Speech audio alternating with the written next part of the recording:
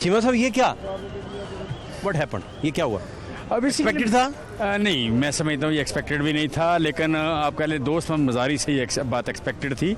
और जरदारी साहब जो कुछ कर रहे थे, ये नज़र आ रहा था कि किसी भी तरह इस चीज़ को प्रोलॉन्ग करने की कोशिश करेंगे या अवामी मैंडेट से रिफ्यूज को मानने से इनकार करेंगे। ये तो एक्सपेक्टेड था, बट चोरी शुजा से एक्सपेक्टेड नहीं था।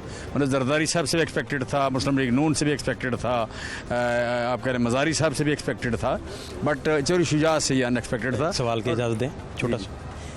चोरी शुजात साहब ने उनके कहने पे चोरी परवेज़ लाई के ज़रिए वो कैंडिडेट बने थे जरदारी साहब के, और दुआई खैर हो गई थी, और चोरी शुजात साहब की ज़ुबान उसमें शामिल थी कि हाँ भाई मैं गारंटी दे रहा हूँ ये हमारा कैंडिडेट है। दुआई खैर के बाद वो बैकफुट पे चले गए, तो अब फिर चोरी शुजात साहब नहीं माने।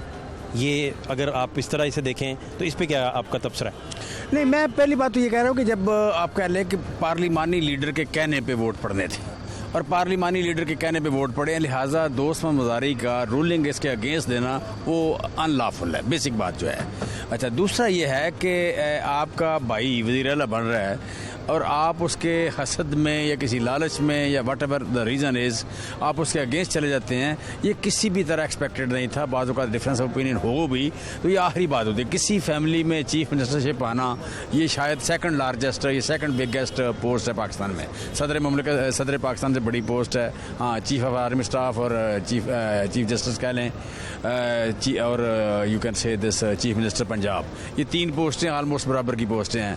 सो इतनी बड़ी पोस्ट का आना किसी ख़ानदान में इज़्ज़त की निशानी है, उसे डिनाई करना, उसे अनडू करना अपने भाई के लिए, ये मैं समझता हूँ कि बड़ा ही अनएक्सपेक्टेड है और इट वाज नॉट।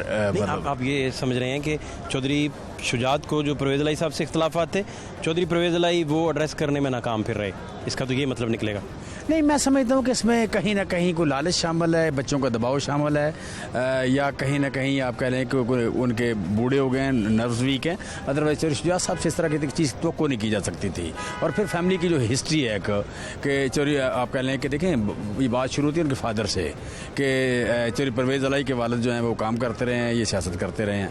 सो वहाँ से लेके आज तक आप कह लें कि इनको बड़ी इंपॉर्टेंस मिली है, दी गई है, और बड़े यही थे। सदर भी इसलिए बनाया गया था, अदरवाइज चोरी साहब बड़ी देर से बीमार हैं।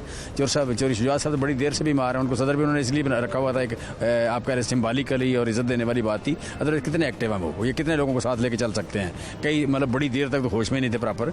सो मैं समझता हूँ कि इसमें चोरी शुजात साहब ने ज्यादती की है परवेज़ अलाई साहब से, लेकिन वो बात उनके घर की है।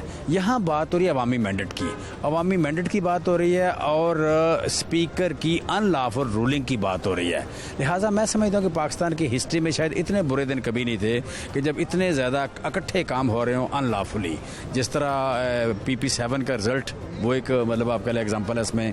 फिर यू कैन से कि वहाँ पे जो कुछ तहरीक इंसाफ इस पे क्या सोचेगी? पहले तो कोर्ट जाएगी, वो तो ऑब्वियस है, इसके अलावा क्या सोचेगी, क्या करेगी, क्या लाहेअमल होगा? देखें, मैं समझता हूँ तहरीक इंसाफ को तो हर चीज़ फ़ायदा दे रही है, ये भी फ़ायदा देगी। तहरीक इंसाफ को तो तहरीक इंसाफ जीतती, फिर भी उसने इलेक्शन की तरफ लेके जाना था। अब ये अगेन अवामी मैंडेट की तौहीन की गई है, इस बात का आवाम को और ज़्यादा गुस्सा आ रहा है। ऊपर हर रोज़ डॉलर 4-5 रुपये बढ़ जाता है, बिजली महंगी हो जाती है, तेल महंगा हो जाता है हर रोज़। तो उसको बेसिकली हर तरह तहरीक इंसाफ को जितना जितना वक्त गुजरता है, तहरीक इंसाफ के दुश्मन मरते जा रहे हैं, ये फारग होते जा रहे हैं। सियासत से मुस्तकिल फारग हो रहे हैं, कोई नई चीज़ आएगी ये सर्वाइव नहीं करते, जितने बुरे हालात हैं ये सर्वाइव नहीं कर रहे। तहरीक इंसाफ तो सारे सिस्टम में, ये सारे इस प्रोसेस में, सारी इस एपिसोड में हर जगह विनर है। वो तो आप कह लें कि they are emerging as winner.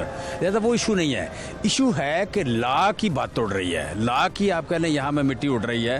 मतलब इस वक्त पाकिस्तान में कानून नज़र नहीं आ रहा कहीं ना कहीं। कोर्ट में चीमा साहब, अगर कोर्ट में ये चीज़ें जाती हैं तो वहाँ तो ये फिर डिस्कस होगा कि पार्टी हेड में और पार्लियामानी लीडर के डिफरेंसेस बहुत ज़्यादा हैं। नहीं, वो वाज़ेह लिखा हुआ है, और पार्लियामानी डायरेक्शन तो फिर पार्टी हेड ने देनी होती है। पहली बात यहाँ तो ठीक है, आप लॉ वाइज ठीक कह रहे हैं नहीं कि पार्लियामानी लीडर की डायरेक्शन पे वोट पड़ना होता है। नो, पहली बात ये है कि ये रन ऑफ इलेक्शन था, ये पहला इलेक्शन नहीं था, ये रन ऑफ इलेक्शन था।